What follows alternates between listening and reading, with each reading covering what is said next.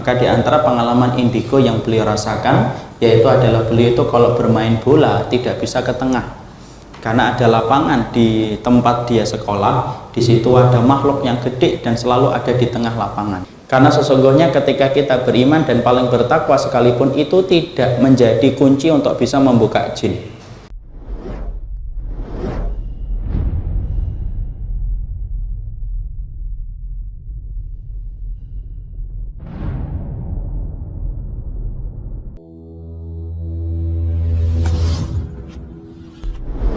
Saya pernah berdialog dengan salah satu ustadz yang sekarang berkecimpung di dalam ruqyah. Dia bilang, antum tahu ustadz, saya dulunya ketika muda, saya ini indigo.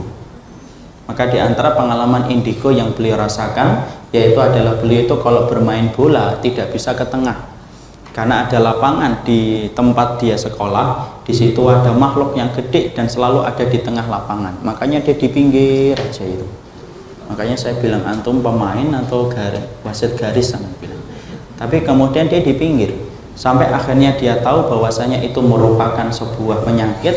Dia berusaha menyembuhkan, dia meruqyah dirinya sendiri. Dari pengalaman itulah akhirnya beliau hari ini diberikan anugerah oleh Allah untuk menyebarkan masalah ruqyah yang syariah, menyembuhkan apa yang terjadi yang menimpa kepada umat ketika mereka diganggu oleh setan.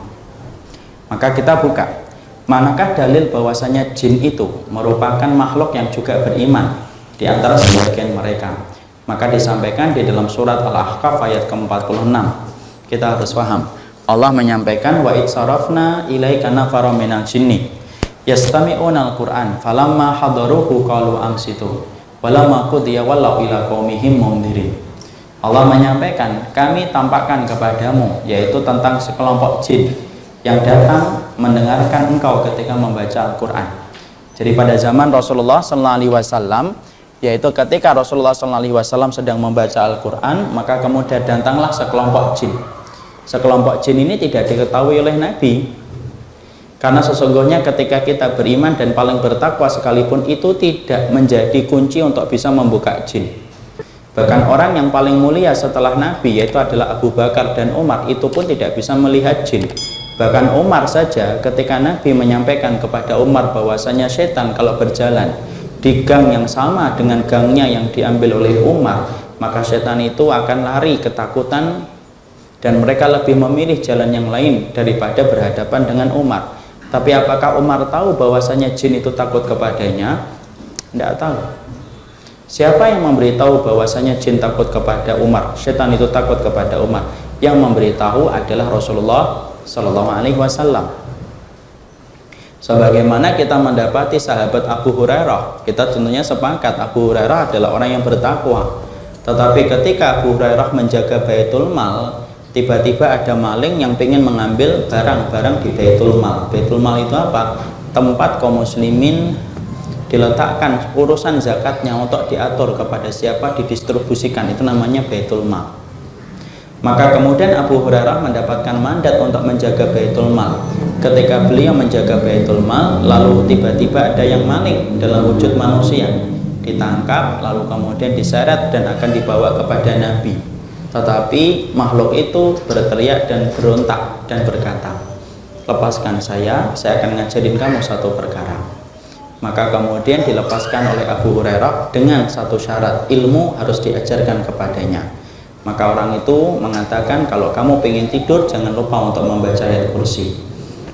Lalu di pagi harinya Rasulullah bertanya kepada Abu Hurairah, dan ketika bertanya kepada Abu Hurairah, maka Abu Hurairah tidak tahu kalau itu adalah setan sampai Nabi yang mengajarkan. Nabi mengatakan apa? Innama sadaqaka wa huwa kadzubun wa hudaka syaitan. Itu yang mengajarkan kepada kamu itu setan, dia makhluk pendusta dan sesungguhnya itu adalah setan. Di situ kita mengetahui bahwasanya orang yang beriman itu hakikatnya tidak ada yang mampu melihat setan. Jadi kalau ada orang yang mengatakan kiai, ustadz, fulan, syekh, habib, lalu kemudian dia mengatakan bahwasanya dia bisa melihat setan dan itu bisa terulang berkali-kali, maka itu tidak mungkin terjadi. Tapi kalau dia bisa melihat setan sesekali, maka itu lumrah. Karena apa? Memang setan itu bisa menampakkan wujudnya dalam beberapa tempat dan dalam beberapa kesempatan. Tetapi apakah setiap orang bisa melihatnya? Tidak bisa melihatnya. Di situ kita mendapati wa itsarafna ilaika nafaram minal jinni. Jadi Allah menyampaikan pada ayat yang ke-29, dan kami tampakkan kepadamu wahai Muhammad ketika kamu membaca Al-Qur'an, yaitu adalah kami tampakkan kepadamu jin-jin yang mendengarkan bacaan Quran. Falamma qudiya, ketika kamu telah selesai membaca Al-Qur'an, walau ila qaumihi mungdirin, maka kemudian setan-setan itu, jin-jin itu pergi kembali ke wilayah mereka. Apa yang dilakukan jin itu? Jin itu mengatakan, qalu ya qaumana inna sami'na kitaban unzila min ba'di Musa musaddiqan lima baina yadayhi yahdi ilal haqqi wa ila tariqim mustaqim ya qaumana ajibu da'iyallahi wa aminu bihi yaghfir lakum min dzunubikum wa yusyirkum min adzabin alim. Maka jin-jin itu ketika habis mendengarkan Quran dibacakan oleh Rasulullah SAW, mereka pulang. Allah menyampaikan ini supaya menjadi ilmu bagi kita. Mereka pulang ke tempatnya, wilayahnya yang dihuni oleh para kalangan jin. Dan kita tidak tahu di tempat mana jin-jin itu ditempatkan oleh Allah. Maka kemudian jin-jin itu mengatakan, kami telah mendengarkan sebuah kitab yang sifatnya memberikan petunjuk dalam kehidupan kita dan memberikan petunjuk jalan yang lurus. Wahai kaum kami, kata jin-jin yang menyaksikan Nabi, wahai kaum kami, maka penuhilah panggilan Allah dan berimanlah, maka kamu akan diampuni oleh Allah dan dijauhkan dari azab neraka. Di situ sampai kita tahu kan, ada jin yang sampai berperilaku dan berkarakter dan punya sifat dai. Dia ngajak jinnya untuk menuju kepada jalan kebenaran. Nah, disitulah kita paham sesungguhnya jin itu kemudian tidak semuanya bisa kita katakan itu adalah syaitan. Karena sesungguhnya yang betul-betul dia menjadi syaitan yaitu adalah yang telah melampaui batas.